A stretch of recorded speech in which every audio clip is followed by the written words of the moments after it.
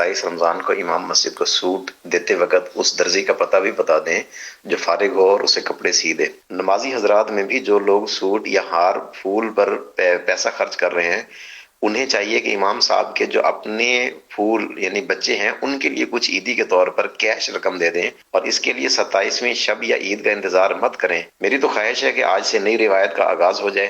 امام صاحب کو پھولوں کے جو 100 ہار پہنائے جاتے ہیں، اس کے بدلے صرف ایک ہار پہنایا جائے، اور وہ چاہے 1000 والا ہو، نوٹ والا، اور آپ کے اس عمل سے دوسروں کو ترغیب بھی ملے اور امام صاحبان کا بھلا ہو جائے گا۔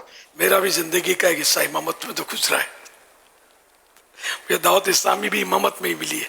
خیر تو میرا زندگی کا انداز اپنا تھا، لیکن عام طور پہ جو امام صاحبان ہوتے وہ ظاہر کہ اتنی آمدنی سب کی ہوتی نہیں ہے، تو یہ آپ کی بات بالکل صحیح ہے، بجا ہے کہ ان کو سوٹ بھی دینا چاہیے اور اچھی کوالٹی کا ان کو کپڑا دیں، اور سلا ہوا ان کو مل جائے تو مدینہ پھر گجرے پھول، اور یہ اچھی آپ نے مثال دی کہ ان کے بھی تو پھول ہیں، چھوٹے بچے واقعی ہوتے ہیں ان کے بھی، اور ان کو بھی نظر انداز نہیں کرنا چاہیے کہ بچوں کا بھی خیال رکھنا چاہیے۔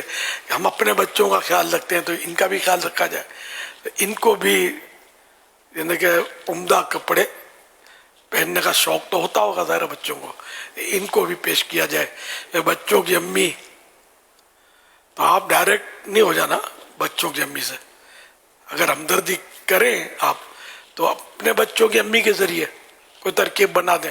اب مٹھائی کے ڈبے، مسلے، اب آئیں گے تو مدینہ شریف ان دنوں سیزن ہے تو بعض لوگ آ کر عیدیاں کرتے، تو اب مسلح اٹھا کے لے آئے، خوبصورت رنگین تسبیح لے آئے۔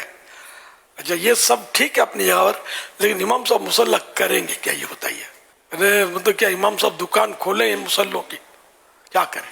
امام صاحب کو یہ چیزیں تحفے میں نہ دی جائیں، مسلے، مٹھائی کے ڈبے اور پتہ نہیں کیا کیا دے رہے ہوتے ہیں، یہ امام صاحب کے کام کی نہیں ہوتی۔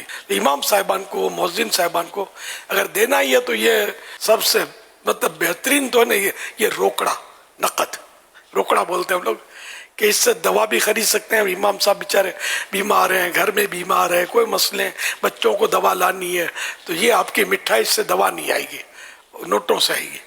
اور تنخواہ امام صاحب کی کہیں جو بڑی مسجد و علاقہ مالدار ہوگا تو اچھی تنخواہ ہوتی ہے، بھائی جنرلی تنخواہیں اتنی نہیں ہوتی امام صاحبان کی، تو پیسے ہوں گے تو یہ سب کچھ کر سکتے ہیں، اپنی مرضی کا غذا بھی لا سکتے ہیں، اپنے جو غذا تھی ہو سکتا ہے ان کو نامعافی کا ہے، اپنی مرضی، تو پیسے دینے چاہیے۔ اللہ کرے دل میں اتر جائے میری بات۔